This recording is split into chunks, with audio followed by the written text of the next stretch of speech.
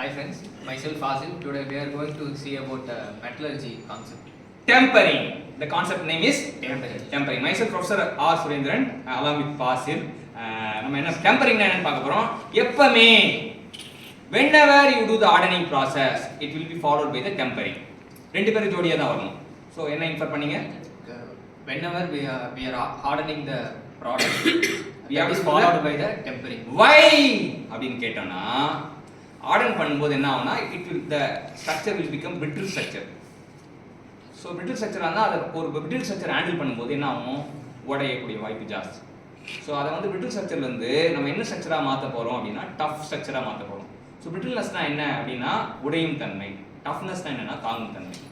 So why always tempering process is followed by hardening.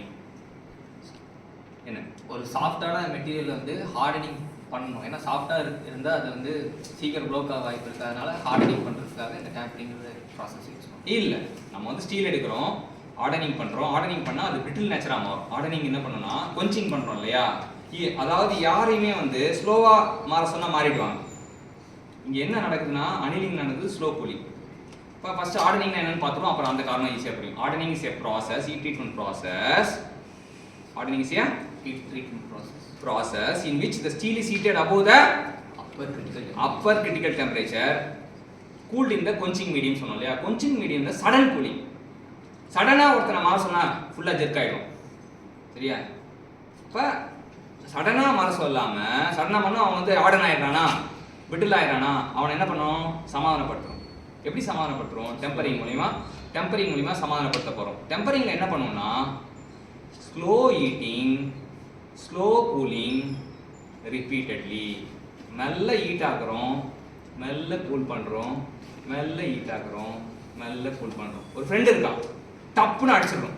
ஏய் என்னடா அப்படி அடிச்சிடுறோம். ஆனா ஃப்ரெண்டு அப்புறம் என்ன பண்ணுவோம், இப்போ நம்ம இதுக்கு போயிட்டு வருவோம், ஆவின் போயிட்டு வருவோம், இல்லை பேக்கரி போயிட்டு வருவோம், சமாதானப்படுத்துறோம்ல. ஹார்டனிங் வந்து அடிச்சிடற மாதிரி பிரிட்டில் ஆயிடுது. டெம்பரிங் வந்து சமாதானப்படுத்துற மாதிரி. எப்படி சமாதானப்படுத்துறோம்னா சமாதானத்துக்கு ஒரு செய்ய slow heating, slow cooling repeatedly. நல்ல நல்ல ஹீட் பண்ணி கூல் பண்ணும்போது அந்த ஹார்ட்னஸ் என்ன ஆகிடும், அந்த பிரிட்டில்னஸ் என்ன ஆகிடும்னா பிரிட்டில்னஸ் போயிட்டு டஃப் ஆகிடும். உடையும் தன்மையிலேருந்து தாங்கும் தன்மைக்கு வந்து பிரிட்டில்னஸ் வந்து டஃப் ஆகிடும், சரியா? இப்போ வந்து டெம்பரிங்னா என்ன சொல்லுங்க, என்ன புரிஞ்சுது? ஹார்டனிங்னா வந்துட்டு சடனாக நடக்கும். ஆனால் டெம்பரிங்னா வந்துட்டு ஸ்லோலி ஹீட் பண்ணி ஸ்லோலி கூல் பண்ணி அதை ரிப்பீட்டடாக நடக்கும்போது நமக்கு பிரிட்டில்னஸ் குறையும். எது ஏறும்? டஃப்னஸ் ஏறும்.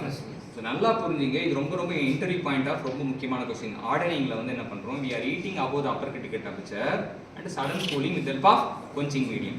ஆனா டெம்பரிங்ல என்னன்னா after hardening we have to do the tempering, slow heating, slow cooling repeatedly, சரியா? in that manner நம்ம what we obtained அப்படினு பாத்தீங்கன்னா brittleness will get reduced and the toughness will get increased. Thank you.